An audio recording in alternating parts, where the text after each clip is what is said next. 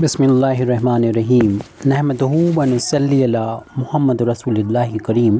ये problem differential equation के linear differential equation with constant coefficient chapter से है। Solve y4 - 5y² + 4y = sin x।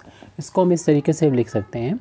y4 का मतलब y की पावर यहाँ पर 4 नहीं है, बल्कि इसको 4 टाइम्स डिफ्रेंशिएशन किया जाता है। इसको ऐसे भी लिख सकते हैं जो हम यहाँ लिख रहे हैं, प्लस 5 टाइम्स y2, इसे पैरेंथेसिस में लिख दिया है 2 को, प्लस का 4 को भी 4y = sin x। तो ये एक डिफरेंशियल इक्वेशन है, क्योंकि यहाँ पर ये डिनोट हो रहा है कि हम 4 टाइम्स डिफ्रेंशिएशन कर रहे हैं y को x के रिस्पेक्ट में। इसी तरीके से यहाँ पर 2 टाइम डिफ्रेंशिएशन कर रहे हैं y का x के रिस्पेक्ट में। यहाँ पर डिपेंडेंट वेरिएबल y है और इंडिपेंडेंट वेरिएबल जो है वो x है।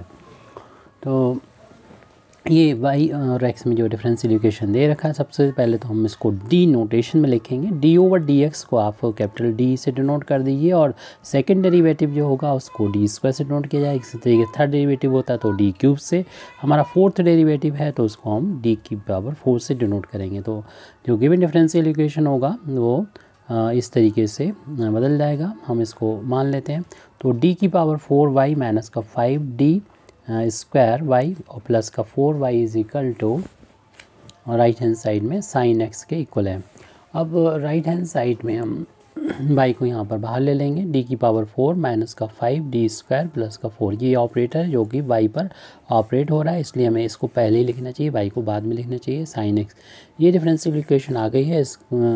इसको हम सॉल्व करेंगे तो 2 पार्ट इसमें होंगे। एक तो होगा कम्प्लीमेंट्री फंक्शन होगा, दूसरा पर्टिकुलर इंटीग्रेशन। तो कम्प्लीमेंट्री फंक्शन जो है वो इस डिफरेंशियल इक्वेशन के एक्सिलरी इक्वेशन से लिखा जाता है। तो हम इसका लिख लेते हैं इस डिफरेंशियल इक्वेशन का। इट्स एक्सिलरी इक्वेशन यानी हेल्पिंग इक्वेशन, एक्सिलरी इक्वेशन। तो इसका एक्सिलरी इक्वेशन फाइंड करने के लिए जो डिफरेंशियल इक्वेशन हमने डी नोटेशन में लिखा है, y का जो कोफिशिएंट जो d का फंक्शन होता है उसमें d की जगह पर m पुट कर देते हैं।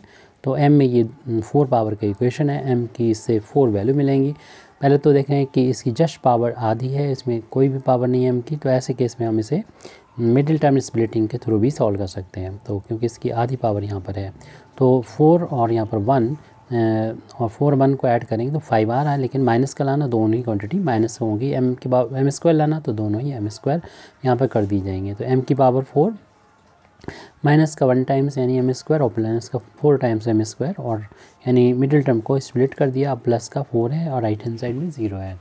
इन 4 टर्म हैं तो 2 2 के पैर कर लेंगे। m² इन दोनों टर्म में से कॉमन होने पर m² बचेगा, यहाँ पर माइनस का 1 बचेगा। ऐसे ही माइनस इन दोनों से 4 कॉमन ले लेंगे तो m² माइनस का 1 बचेगा, और माइनस है तो 2 टर्म है ये, इसमें ये चीज़ कॉमन है। इसको m² - 1 को बाहर ले लेते हैं कॉमन को, तो m² - का 4 आ जाएगा राइट हैंड साइड में 0 के इक्वल।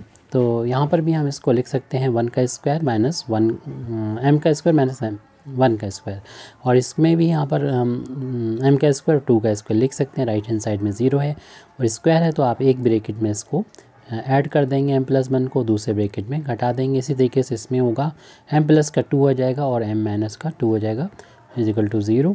तो यहाँ से इसको जब m की 0 के बराबर रखेंगे तो m की वैल्यू मिलेगी -1, जब इसको 0 के बराबर रखेंगे m की वैल्यू +1, और यहाँ पर इसको 0 के बराबर जब पुट करेंगे m की वैल्यू -2 मिलेगी, और इसको 0 के बराबर नहीं कि m की वैल्यू +2 मिलेगी। या ऐसे कहें कि m की वैल्यू हम पहले माइनस वाली लिख देते हैं। तो m की वैल्यू सबसे कम -2 है, फिर -1 है, और 1 और 2 ये ऑर्डर से लिख दिया है। वैसे ज़रूरी नहीं है, आप किसी भी ऑर्डर में लिख सकते हैं। m की वैल्यू से ही हम कॉम्प्लीमेंट्री फंक्शन लिख देंगे। कोई भी वैल्यू एक जैसे नहीं, सब अलग अलग वैल्यू हैं। तो हर एक के लिए c1 e⁻ m की जो वैल्यू लिखेंगे यहाँ पर, और इंडिपेंडेंट वेरिएबल x से मल्टीप्लाई करेंगे, फिर c2 लिखेंगे। क्योंकि आप इधर उधर इसको लिख सकते हैं, इसलिए ये c1 जरूरी नहीं है। आपके बुक में जो है वो -2 के साथ है, ये किसी के भी साथ आ सकता है, तो इसमें कोई इफेक्ट नहीं पड़ता है।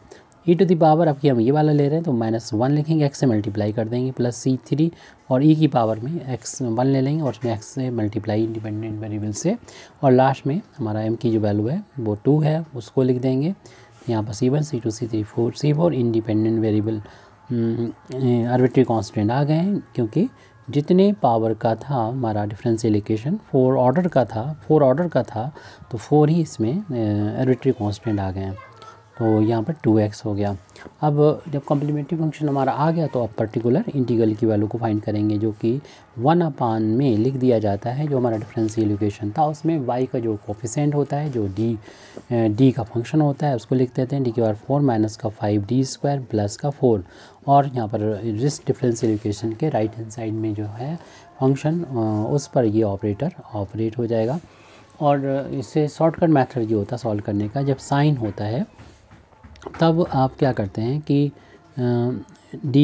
जहाँ पर भी d² मिले फंक्शन में, हमारा जो d का फंक्शन है उसमें, तो साइन यहाँ पर x है, तो फिर तो यहाँ पर जहाँ पर भी d मिलेगा वहाँ पर आप क्या करेंगे कि सबसे पहले तो माइनस अप्लाई कर देंगे, फिर d की जगह पर x का कोफिशिएंट यानी इंडिपेंडेंट कोफिशिएंट a लेके उसका स्क्वायर कर देंगे।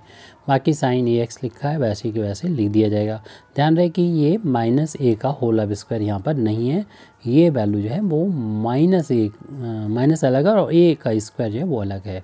तो ऐसे ही हम यहाँ पर करेंगे, तो आप कहेंगे d² तो सिर्फ यहाँ पर आ रहा है, तो ऐसा d² अगर नहीं आ रहा, जैसे d के बाद 3 भी होता तो हम d अलग कर लेते, d² अलग कर लेते हैं। यहाँ तो d के बाद 4 है तो d² इंटू d² करके लिख सकते हैं, और फिर हम इसको d² की जगह पर x का जो कोफिशिएंट जो आपको यहाँ पर नज़र नहीं आ रहा है, लेकिन हम लोग जानते हैं कि नहीं है, तो 1 होगा यहाँ पर, तो 1 इसमें रखा जाएगा d की जगह पर, लेकिन उससे पहले माइनस अप्लाई कर देंगे। d की जगह 1 उसका स्क्वायर है, इसी के इस वाले में रखेंगे, माइनस अप्लाई करने के बाद 1 का स्क्वायर हो जाएगा, -5 इंटू -1 और प्लस का 4, और यहाँ पर साइन जैसा था वैसे रहेगा, यानी साइन x था। ये तो फार्मूला था, वहीं लिख दिया।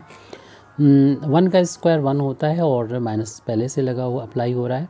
ऐसे यहाँ पर माइनस इंटू प्लस का 5 इंटू 1 5 हो जाएगा, प्लस का 4 है, ये साइन x लिख दीजिए। ये पर्टिकुलर इंटीग्रल के बराबर चल रहा है हमारा, तो 1 माइनस का इंटू 1 आ जाएगा, प्लस का ये 9 हो चुका था पहले से, और ये 1 भी इसमें ऐड होकर 10 हो जाएगा, तो 1/10 आ जाएगा साइन x। इस तरीके से हम जो गिवन डिफरेंशियल इक्वेशन है उसके जनरल सॉल्यूशन लिख सकते हैं।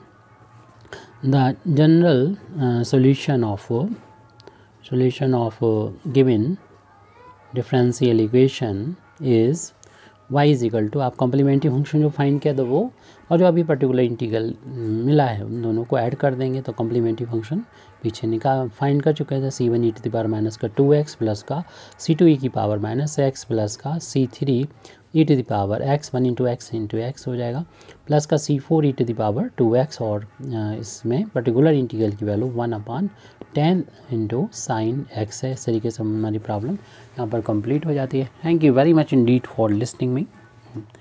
व आखिर दावाना अल्हम्दुलिल्लाहि रब्बिल आलमीन।